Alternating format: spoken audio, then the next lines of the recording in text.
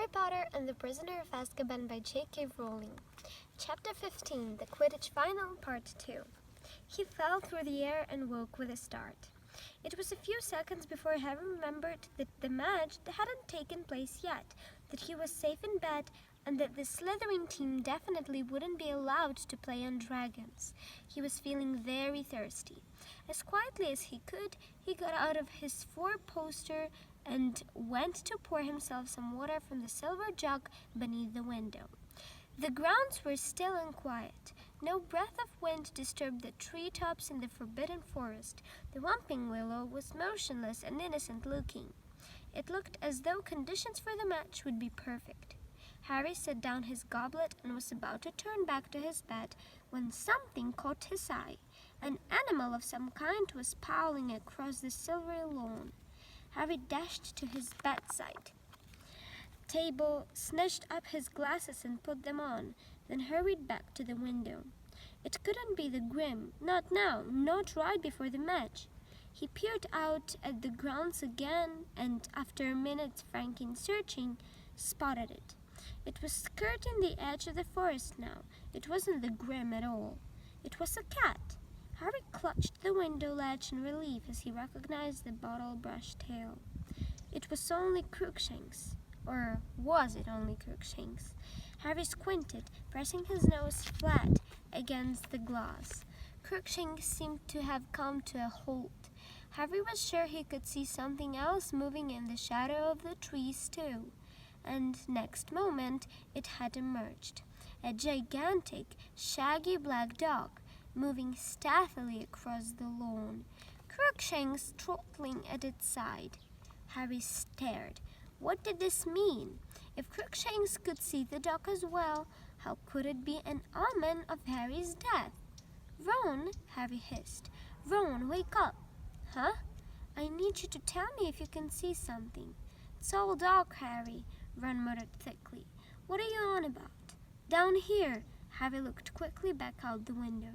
Crookshanks and the dog had vanished. Harry climbed onto the window sill to look right down in the shadows of the castle, but they weren't there. Where had they gone? A loud snore told him that Ron had fallen asleep again. Harry and the rest of the Gryffindor team entered the great hall next day to enormous applause. Harry couldn't help grinning broadly as he saw that both the Ravenclaw and Hufflepuff tables were clapping them too. The Slytherin table hissed loudly as they passed. Harry noticed that Malfoy looked even paler than usual. Wood spent the whole of breakfast urging his team to eat, while touching nothing himself. Then he hurried them off to the pitch before anyone else had vanished, so they could get an idea of the conditions. As they left the great hall, everyone applauded again. "Good luck, Harry," called Cho Chang. Harry felt himself blushing. "Okay, no wind to speak of, sun's a bit bright, what could impair your vision?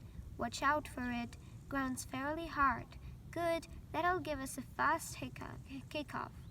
Wood paced the pitch, staring around with the team behind him. Finally, they saw the front doors of the castle open in the distance, and the rest of the school spill onto the lawn. "Changing rooms," said Wood tersely. None of them spoke as they changed into their scarlet robes. Harry wondered if they were feeling like he was, as though he'd eaten something extremely wriggly for breakfast. In what seemed like no time at all, Wood was saying, "Okay, it's time, let's go." They walked out onto the pitch to a tidal wave of noise. 3/4 of the crowd were wearing scarlet rosettes, waving scarlet flags with the Gryffindor lion upon them or brandishing banners with slogans such as "Go Gryffindor" and "Lions for the Cup." Behind the Slytherin goalposts, however, 200 people were wearing green. The silver serpent of Slytherin glittered on their flags, and Professor Snape sat in the very front row, wearing green like everyone else, and a very grim smile. "And here are the Gryffindors," yelled Lee Jordan, who was acting as commentator as usual. "Potter, Bell, Johnson, Spinnet, Weasley, and Wood. Widely acknowledged as the best sight Hogwarts had ever seen in a few good years. Lee's comments were drowned by a tide of boos from the Slytherin end. And here comes the Slytherin team, led by Captain Flint. He's made some changes in the lineup and seems to be going for size rather than skill. More boos from the Slytherin crowd. Harry, however, thought Lee had a point. Malfoy was easily the smallest person on the Slytherin team. The rest of the team were enormous. "Captains, shake hands," said Madame Hooch.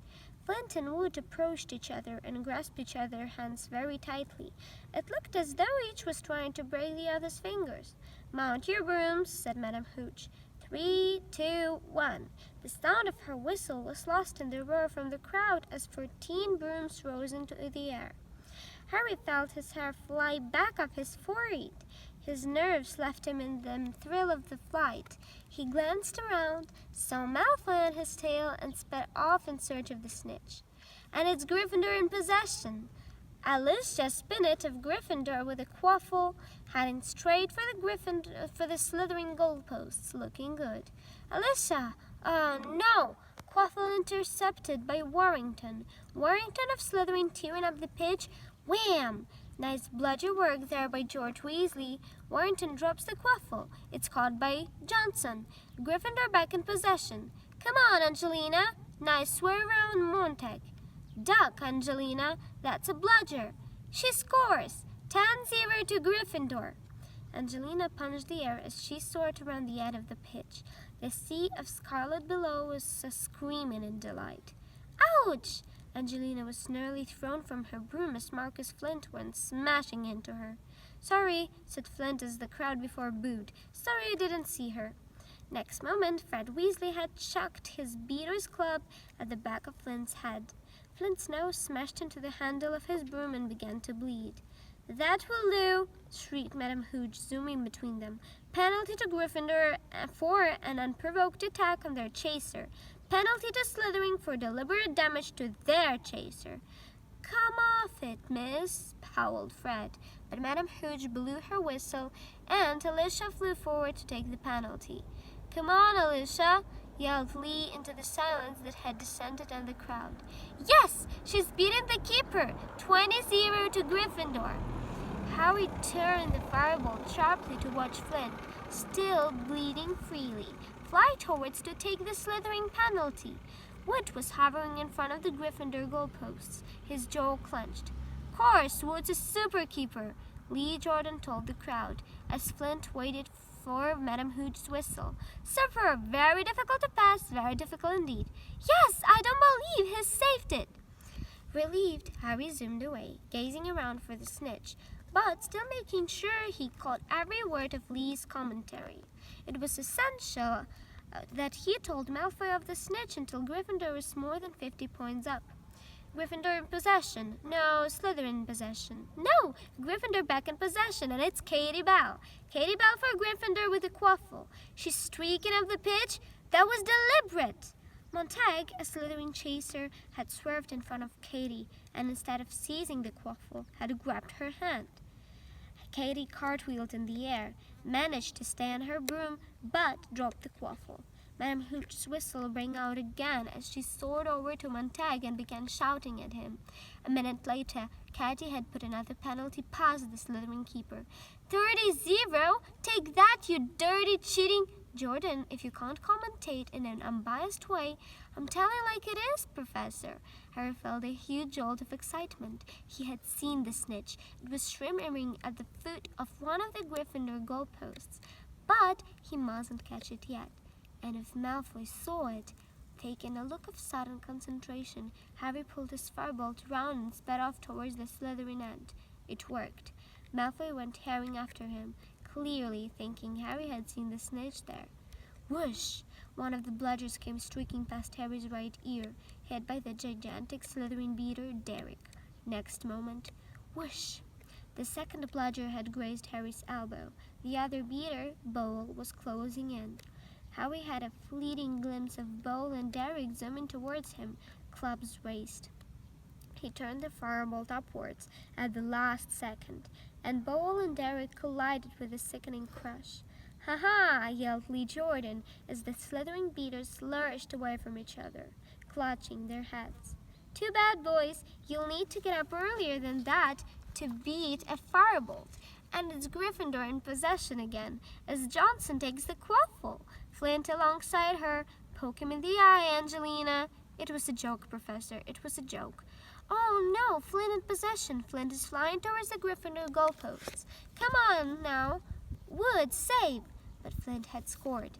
There was an eruption of cheers from the Slytherin end, and Lee swore so badly that Professor McGonagall tried to tug the magical megaphone away from him.